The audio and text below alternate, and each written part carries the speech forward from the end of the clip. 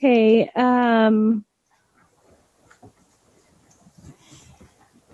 I saw this land that was, I guess it was pretty much developed as far as the trees and all that. And I saw a shadow come over the land. And it sort of overtook, just covering over all the land. And what I saw was, it was just off to the left was, developed land and trees and all that with the shadow coming over. And then sort of right out in front of me was just some land that hadn't yet had growth. And then there was a tree in the sort of where there was no growth or anything. And the eagle came and landed there on the tree branch. And I've sort of seen this before, the eagle with the seed in his mouth, but the eagle came and he flew over that patch of land that did not have any growth, and he began to plant seeds there in that land. And then he took flight past that land and began to just sort of fly on and flew for a while. He flew over like garden or jungle or some sort of lush green trees and all that, and he flew away. And then he began to circle back around to go back toward where the seeds were. But on his way, he, out of nowhere, was flying, and he became frozen and fell to the ground. So to speak, like frozen in time. It was just paused. He wasn't able to go forward. He wasn't able to return back to those seeds. And so when I went back and saw the land, these birds had shown up, and they were ground birds, flightless birds. They weren't like flying in the air birds. They weren't chickens either. They were some sort of other kind of bird. They're black and some other colors as well. And they were pecking the ground, taking the seed, some of the seed up. And then at this point, some water came over. I couldn't tell if it was water or fire at first. It might be both. I don't know. But what came first was the water. And it must have been a heavy water at first because it crushed all these birds flat. That part was clear. It killed off these birds. It crushed them flat. And the killing off of these birds allowed the seed that remained to start to grow.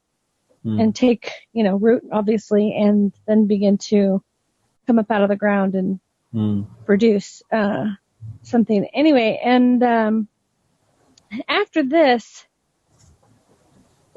it instead of growing up like individually into all their own little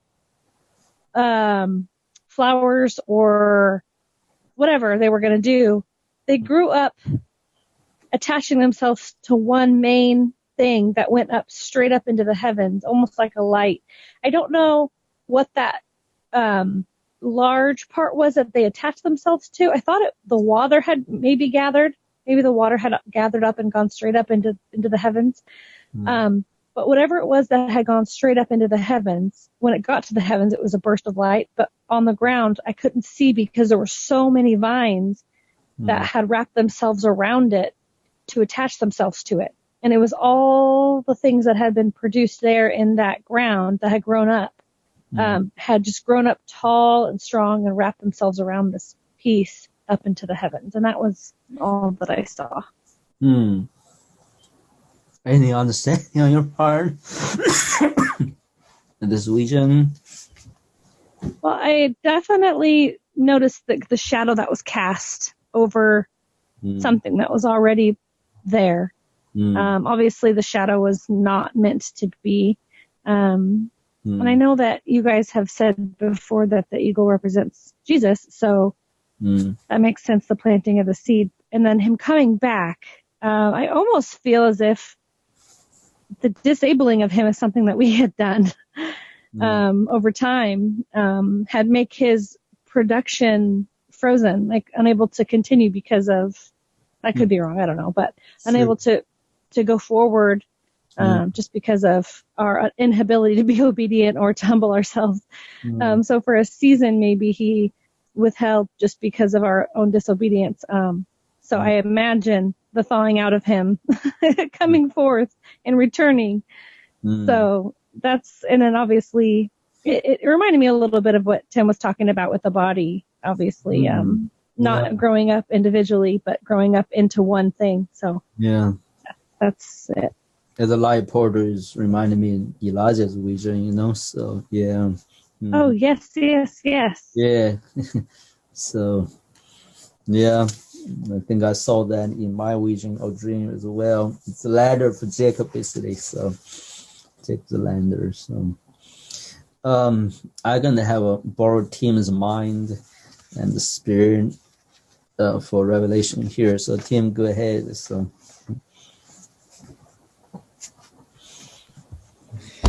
I'm going to have to soak on the vision a little bit. I mean, not that it's too out there from an imagery standpoint, but I want to hear it again before I comment beyond.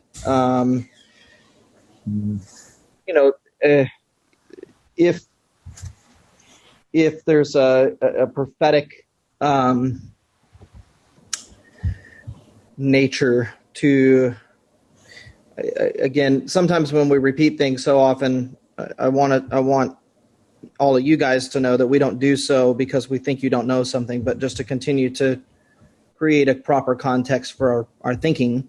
The prophetic nature of these things is not in a predictive orientation, so as to try and pinpoint certain events.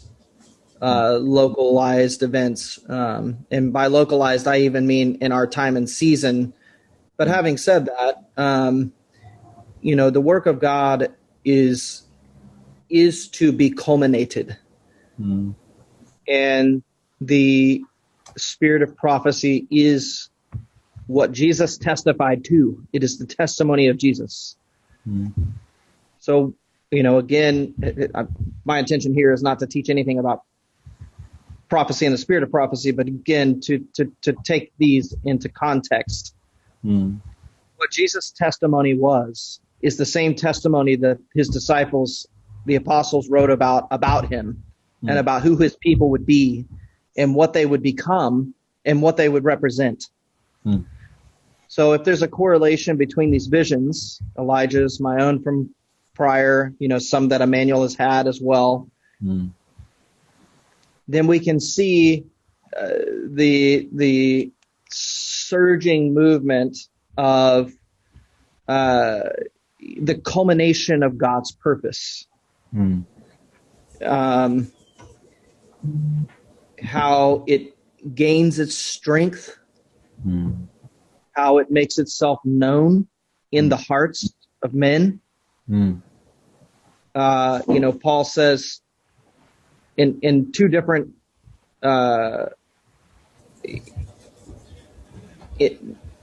Paul says one thing, John says another. I'm thinking John says we see Christ and who he is and what he represented and what he testified and the life that was in him.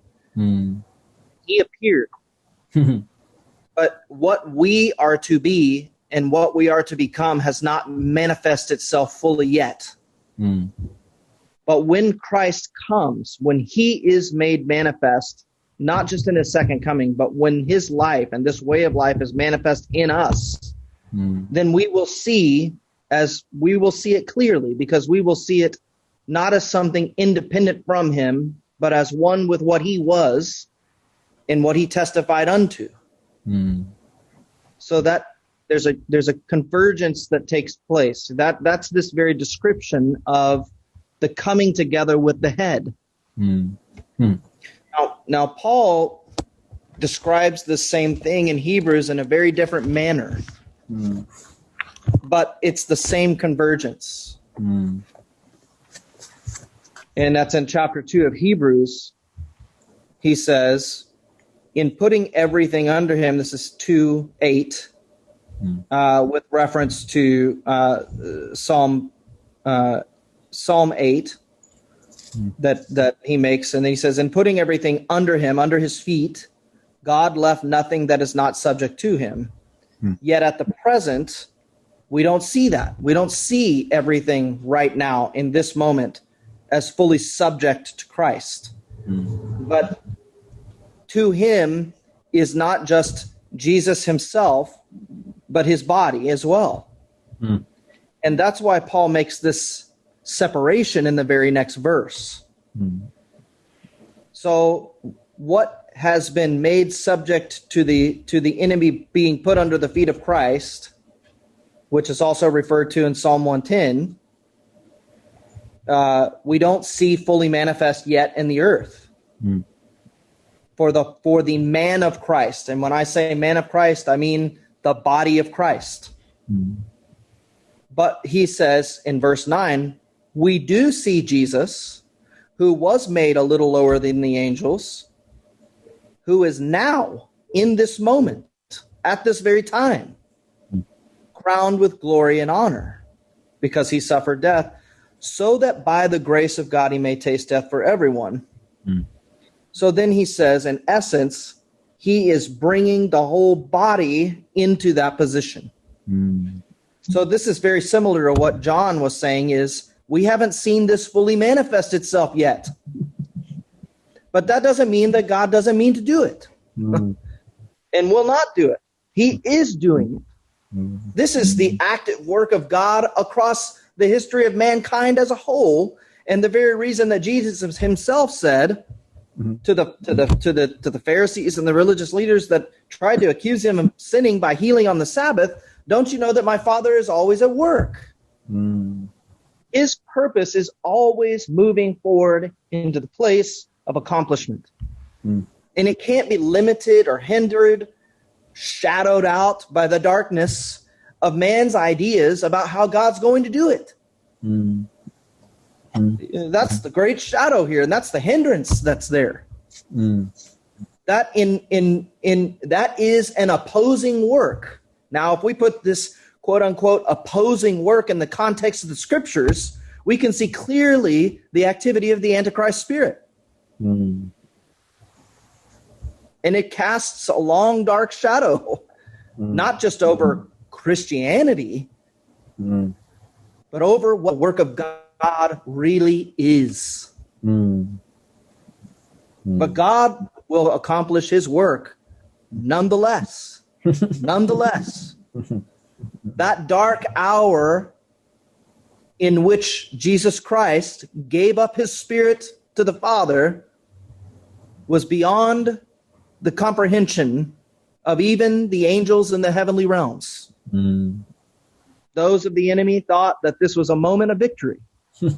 Those on the earth thought it was impossible for the Messiah. Yeah. I mean, the bewilderment of the saints in that moment.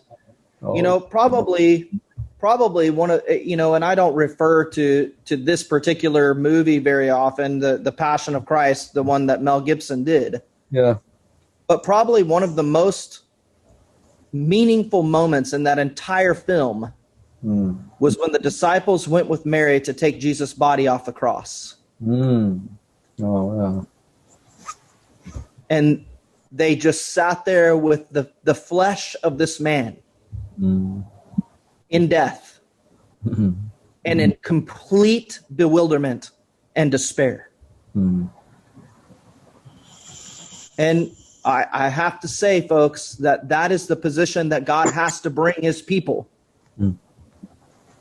That their Christ, their Messiah, I'm using these words very intentionally, not the Messiah, not God's Son, their Messiah, their Christ, their Jesus, their Son, the Son of Man, had to be laying in their arms in death. And only when that end came could something new be born. Could something new come out from the grave. And I refer again to that earlier statement I made. God determined, Jesus determined in agreement with the Father that it would be better. It would be better to come out of the grave as a new form of life than it would be to come down from the cross and fulfill every imagination of man. The very same test that the enemy put before Jesus in the beginning of his ministry. Cast yourself down. and save yourself. Make yourself a display. And that imagination in the midst of mankind, which has created a long, dark shadow since the early age of the church, within the first century of the birth of the church, has stretched that arm of imagination out to this day, and has interwoven, given itself over to the kingdom and to the rulers of this age. And hear carefully the words of Paul again. If the kings and the rulers of that age knew what that death would produce, they would not have crucified him. Jesus' life, in its wholeness, in its fullness, is a picture, a testimony, a prophecy, a looking forward to all things for his body. Yes. So don't fear. Let us not be in the place of utter despair and bewilderment, except where what needs to die can die. Because Jesus, it was not just Jesus that died that day. It was every hope and dream and imagination that was carried along with the Messiah. Some, like Judas, decided to take a whole other path after that, which ended in utter destruction.